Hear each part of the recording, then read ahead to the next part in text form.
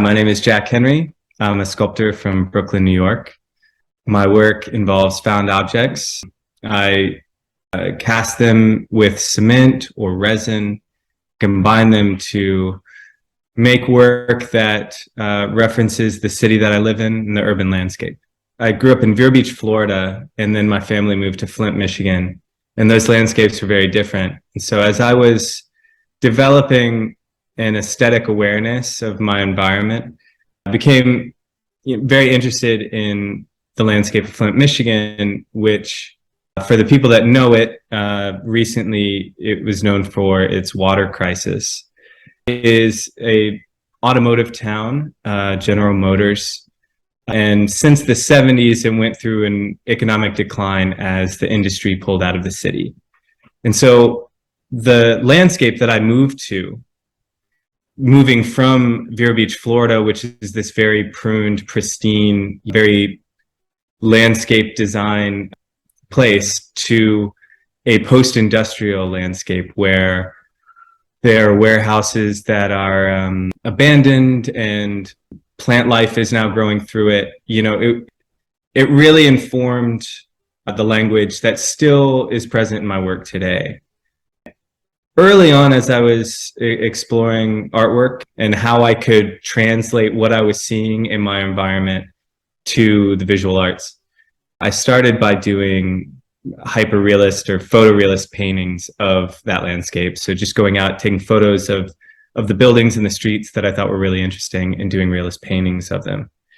And as that language was developing, I became more and more interested in how our discarded objects, you know, litter and trash, but also things that are manufactured and plastics, and the things that we leave behind and have disaffection of, you know, the things that we always overlook, how that integrates itself into the landscape and interacts with plant life or gets blown up against a fence and kind of creates these accidental sculptures, these sort of, this culmination of man-made things and nature and natural forces. So not just plant life, but the wind pushing these objects around to create these moments. And to me, that always spoke to our place in time and how we feel about our landscape. You know, this is my home, Flint, Michigan, that, you know, went through this downturn, and now the evidence of it is this sort of neo-romanticism where plants are taking over buildings and rewilding. To me, it's really spoke to a certain like pathos and mentality that these objects, this aesthetic happenings that I was seeing that were happening just by themselves through the wind and rain and all of this, really spoke to me, and I wanted to translate that. And that's what led me to using the objects as sculptures. My early attempts of that was to go out to these empty lots where all of these objects were just piled and left. And I would assemble them into sculptures in the parking lot and photograph them and leave them to just decay, sort of like an urban Andy Goldsworthy sculpture. And I did that for a few years, and that was my college thesis. My undergraduate thesis was mainly using found objects that I would collect and make them into assemblage sculptures, usually on site, and leave them. So the evidence would just be, you know, or the artwork would just be the photograph. That would be the documentation. And then as time went on and I went to grad school, I started manipulating those materials. So either casting them into cement to make columns that look like core samples or layers of the earth, with all of these objects embedded in it. Or I started taking those objects, making rubber molds of them, and then casting them out of resin and making those into assemblage sculptures. So resin sculptures, but that were made of the objects that I was finding in the street and collecting from the roadside. So, you know, the through line is pretty clear. I've still been focusing on the same landscapes that captured my attention from the beginning. But my materials have changed and my way of translating those messages have changed. Some objects seem to be present from sculpture to sculpture. For example, I saw chains. Mm-hmm. Is there a reason why you're using chains in some? Yeah, the chains that I use in particular are, number one, all of the objects that I use in my work are things that I collect. So I have a cart and a bag that I take out around my neighborhood. Now in Brooklyn, it's very similar to where I grew up, where it's very industrial. And so I collect things from the street. Then I go back and I make molds of them so I can replicate them.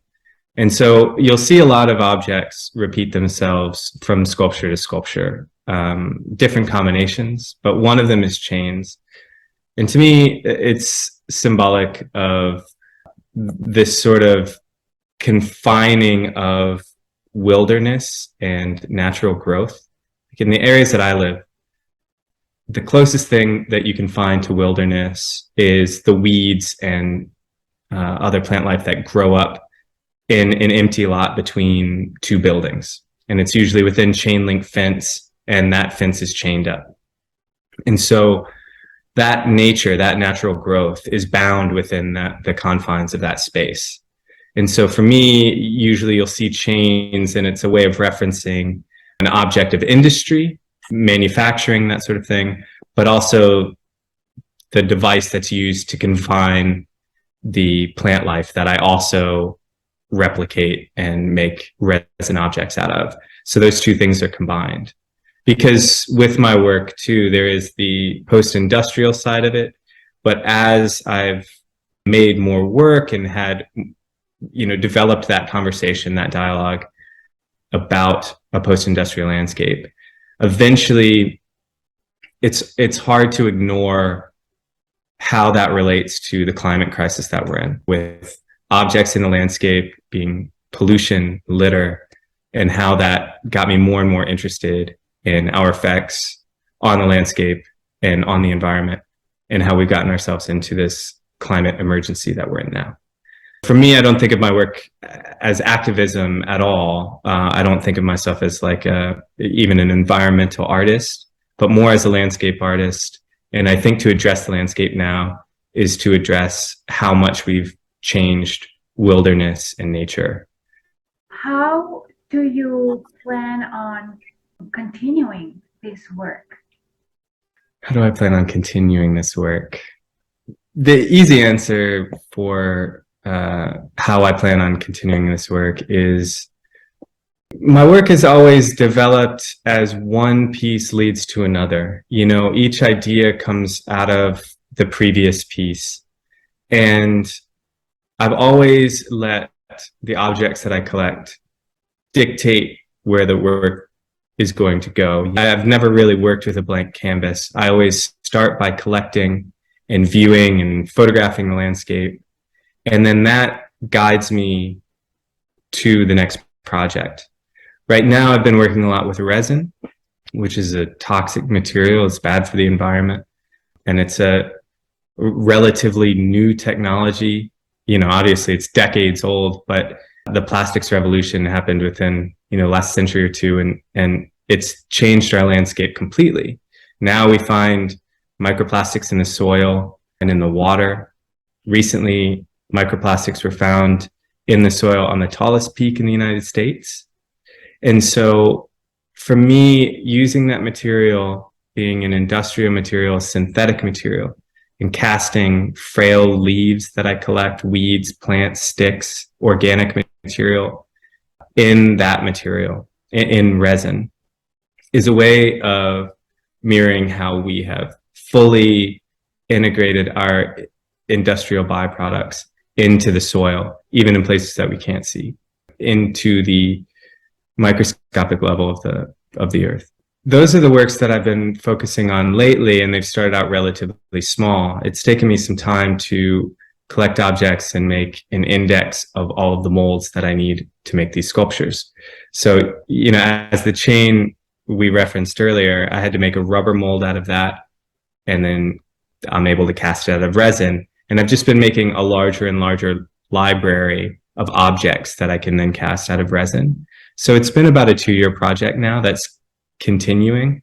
And as I've continued it, I've been able to scale up and use larger and larger objects. And that's a big focus of mine now. And I'm trying to see where it's going to go. You're often using bright colors like pink or yellow, and Yeah. the other times you're using more earth tones. Mm-hmm. How do you decide what colors are you using? For my colors, there is a balance between using very muted tones, which come out of the idea of them being bleached by the sun. You know, most of the objects that I find eventually out on the street, everything goes gray. You know, it loses its color. It gets so desaturated. But then with a series of sculptures that I did where I cast all of the objects in columns of, you know, layers of gypsum cement, which I would pigment very bright colors. It was to reference the toxicity of a lot of the materials that are used in manufacturing. They would look like core samples or layers of the earth, but from a much more toxic place than you might normally find. Although I think that there are a lot of places in the landscape where it would look like that. And then recently with the resin pieces, I've been experimenting with using very bright colors. And that's a way of trying to make the plant life and the objects that I use, the sticks and the organic material, as far from organic looking as possible. It's really experimenting with pushing them out of their normal state of being. If you read the climate reports, there isn't a lot of room for hope.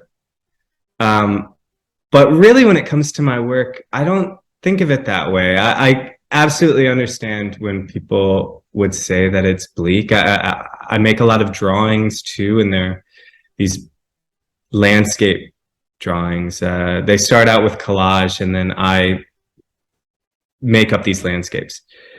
And they're even pretty bleak. There's no real plant life in sight. There are cliff faces and waterways and things like that. So it looks sort of post-apocalyptic. I think of it as just something more matter of fact than that. I don't really try or think of my work as being that rooted in environmental activism or anything. I just think when I look at the landscape that I live in, and when I go out and when I pick up the objects that are present there, it's mostly those things. So I think of it as very just realistic. I embellish on that. Like I use bright colors. You combine certain things in ways that they wouldn't be found naturally necessarily. I think a lot of it, especially in the landscape of Brooklyn, you can find things that look like that. You know, they're everywhere. And I think one of the reasons for that is when I think about landscape, as I referenced before, like the microplastics in the soil, I think that true landscape is one that has been completely compromised. You know, now when we think about like wilderness, it only exists, at least in the United States, in protected national parks, which conceptually still means that it is, you know, we've conquered nature and we're just reserving this spot to not completely take it over. But even when you look closely at a national park, you'll find, you know, conduit hookups to plug in electrical cords, and there are trash bins, places where people can throw stuff away, and boardwalk walkways. It's still been infiltrated. It's not truly wild. You know, I think to paint or to represent the landscape by really focusing on natural, beautiful growth is untrue today. Focus on the less attractive side of it, absolutely, but I think it's the most realistic side of it. And it speaks to where we are right now. Often I had this impression that the colors were humanizing them. I think I know where you're coming from, where I read an essay years ago that I can't remember the author of, but it was on Gerhard Richter, and it was talking about how, you know, he did realist paintings, and then there are the squeegee paintings, the pure abstractions, very colorful. And the writer was arguing that, the idea of photorealism versus abstraction, and which is more a closer representation of nature, right? And obviously one could argue like a picture of a landscape is a more direct representation of that landscape.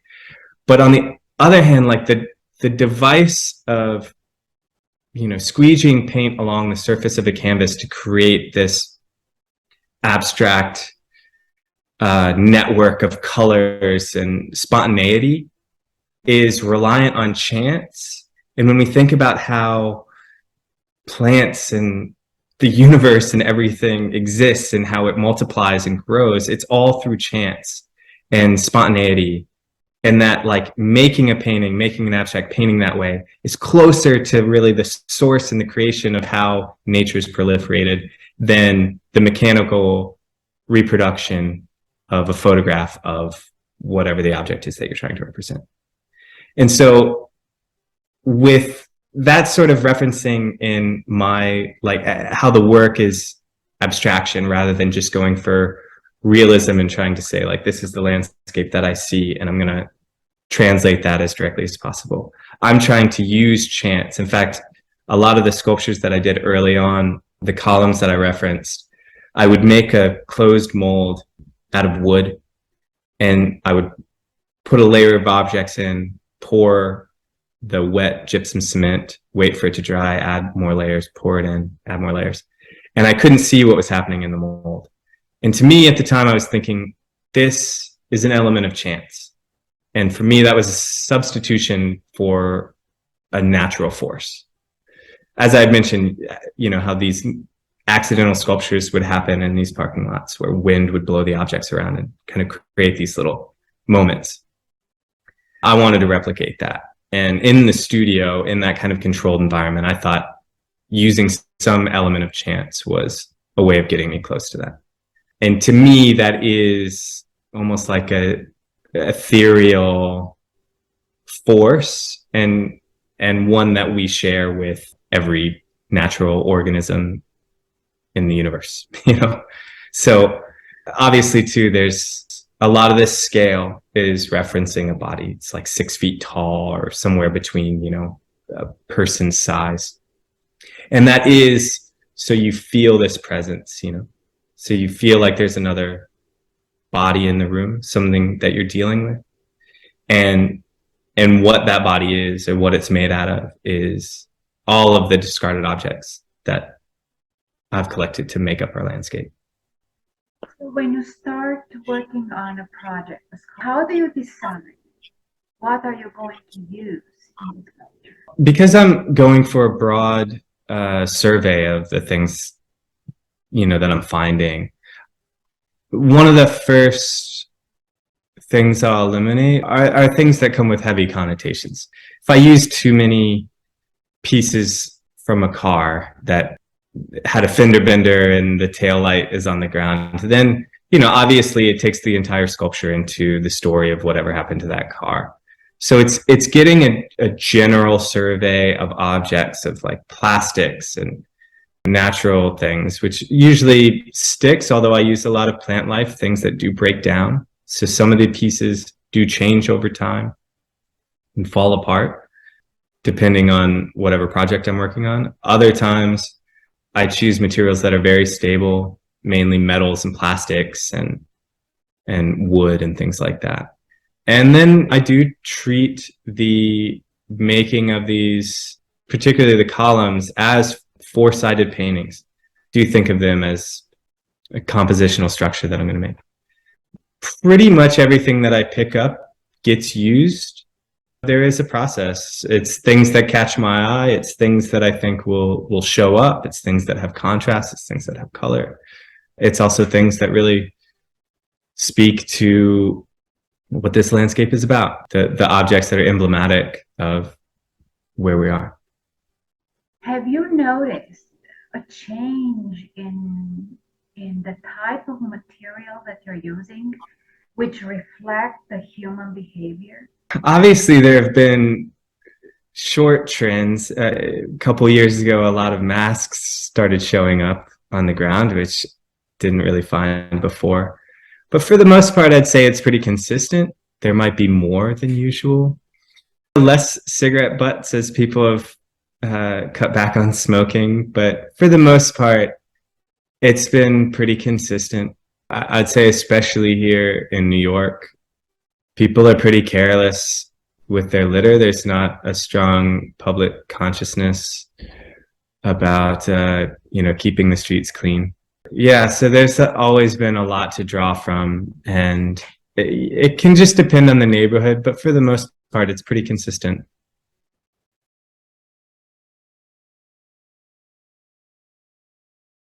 I have worked with students before, particularly making the cast columns that I mentioned.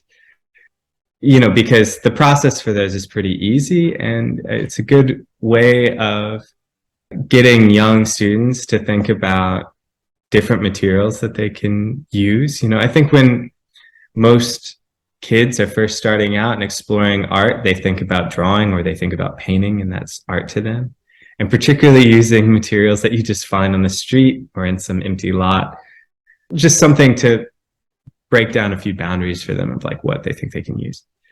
And honestly, a lot of the times when I see what other people come up with and the amount of experimentation, like I really get a kick out of seeing like what people do with it. So I really enjoy that. How would you communicate with someone who would like to understand your art better? I mean, obviously the use of found objects has a long history now when it comes to sculpture.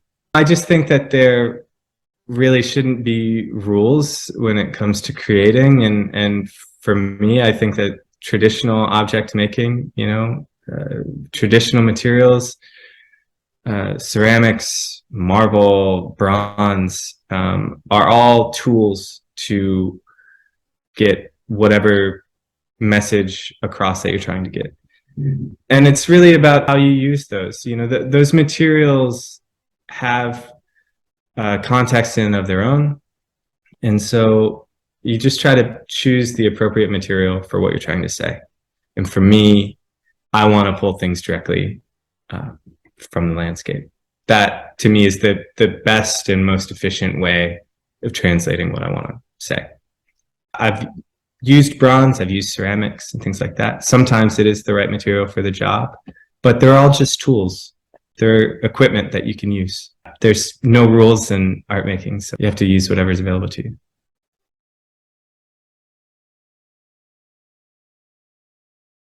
The only international residency I did was in Canada. It was at the Banff Center. I did that in 2019. It was an ecological art themed residency. It was led by an artist duo named Aykroyd and Harvey. And it was very much focused on the ecology. I would say that most of the artists there border more on activism or thinking about using sustainable materials and practices in their work. And it was a bit of an educational experience. We had a lot of lectures and things like that. And so that was a really great experience for me. And then in other places, I have made work on site using the objects from that neighborhood. I had a show in Friedrichshafen, Germany, and made sculptures there through the same process, collecting objects from that setting and casting them. And really, I'd say, yeah, I had a show a couple years ago in Detroit, and I made all the work there as well, from things that I collected. So that's a typical part of my practice.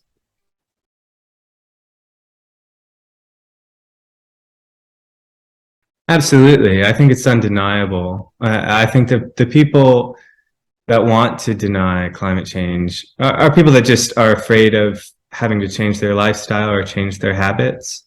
And I think there are those that just think we've gone too far now. We're past the point of no return.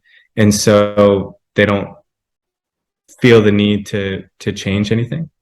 But to be honest, I think any personal effort that we can make is important, and we should all strive for, having better personal practices. Any climate scientist will tell you that, like, the personal campaigns that we can do are just a drop in the bucket, and that the only way we're really going to curb the effects of climate change is through sweeping policy changes that happen on the government level.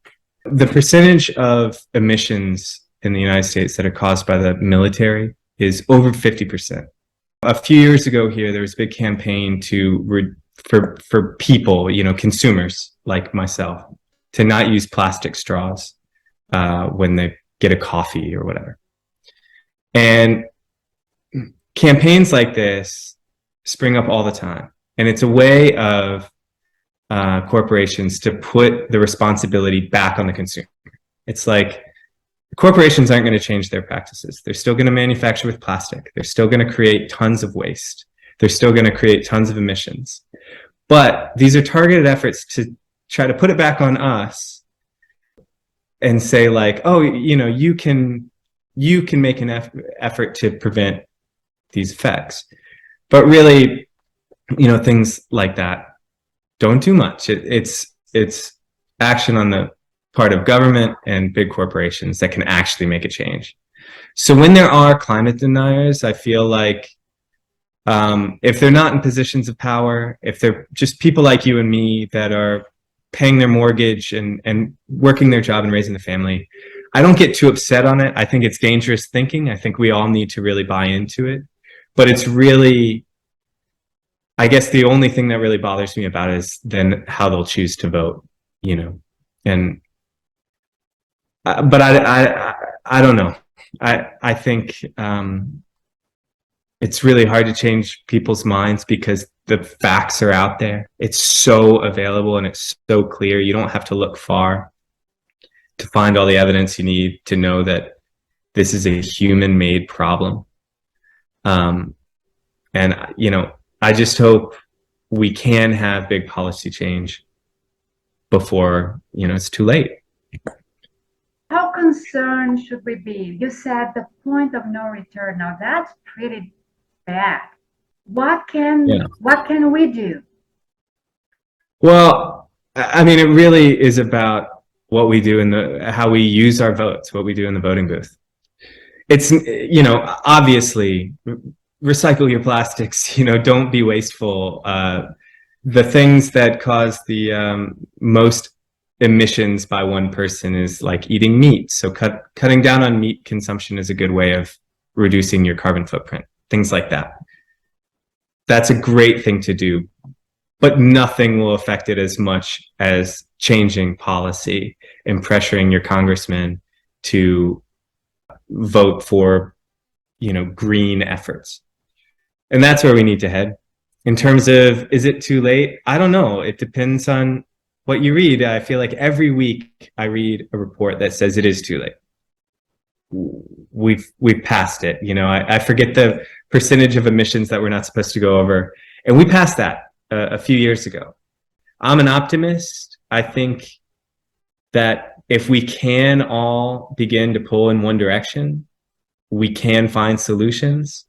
I don't know that the landscape will ever be the same, which is the thing that really inspires me to make the work that I make, is I think plastics, manufacturing, all of that is inexorably linked to the fabric of the landscape from here on. But can we get it to be a sustainable planet? I hope so. I think so.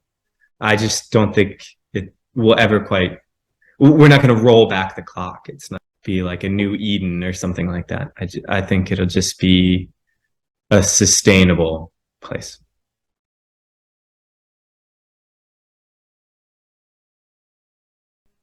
There are some grants available, and I think it is a little tricky in the United States because there's not a lot of government money provided to artists here. So you have to look for private grants, and there are some available, specifically ecological grants.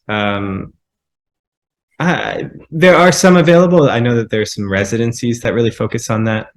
But grants are a little hard to come by and they're very competitive here. It's tough. I mean, I mainly fund my work through, I'm also a woodworker, so that's how I fund my practice, and through sales of artwork. But I mainly look for residencies and try to get fully funded residencies so I can go focus and just work on my projects rather than searching for grants.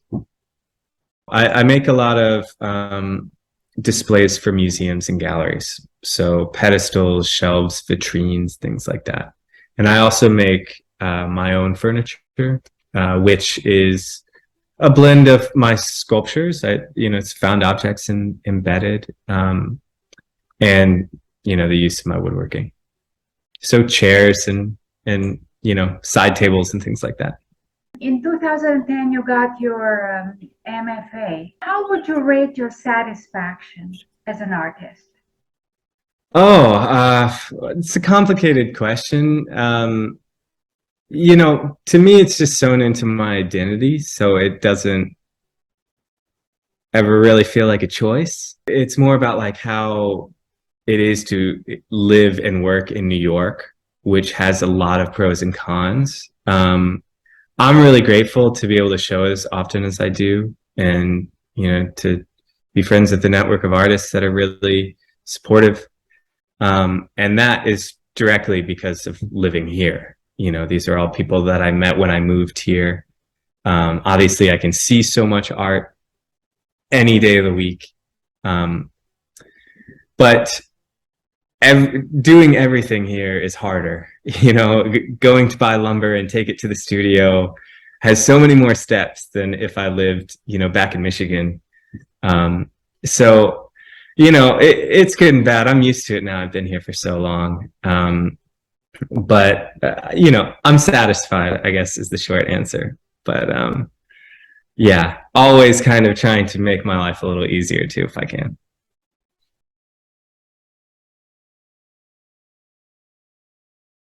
I'll be in a show at the Bradbury Art Museum in April of 2023. I have several pieces there.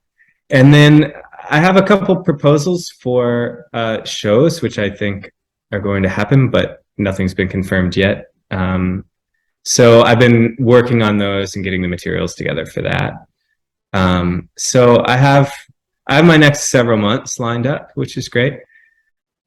What usually happens is I find out about shows or get asked to be in shows usually pretty quickly, like within a month. So it's great when I know about a show that's going to be in April and I have all that time to prepare. But along the way, usually things kind of pop up.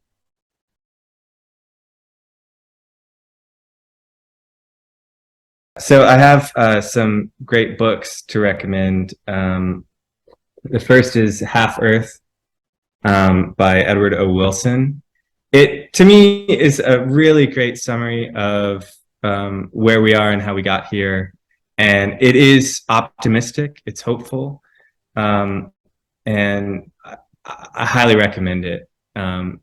It's a really pleasant read. The other one is the Extinction Rebellion Handbook. And Extinction Rebellion is an environmental activist group right now. Actually, the artists that I mentioned from Banff, Ackroyd and Harvey, are very involved in it. That's how I learned about it. They're based in London, but there's basically wherever you are in France or anywhere in the world, there's probably an Extinction Rebellion group in your area, which you can join if you're interested in these things. But also I recommend the book because it outlines what their strategies are and what their beliefs are, which is really about raising awareness and getting news organizations to cover this topic. Because really, for as big of a problem as climate change is, it's not discussed on CNN and other major news outlets nearly enough. So a lot of their activism is just to try to get on TV to be like, please talk about how we're you know, in this climate emergency. Also, I like We Do Things Differently. It's a lot of short stories, kind of short essays about people that are really making a difference in climate change through all sorts of different means, you know, local farming and things like that. And then Hyperobjects by Timothy Morton. He's a kind of ecological philosopher. He's written a lot of books on the subject. If you pick up anything by him, it's really insightful on how we think about the landscape today. So those would be my recommendations. You've done a lot of shows, solo shows, group shows. You've been going a lot. Yeah, pretty regularly. You know, it always feels like peaks and valleys. You know, sometimes a lot of things come up at once, and then you know, after a show is over, it feels like maybe that's the last time I'll ever show, which is, you know, irrational, but it always kind of feels that way.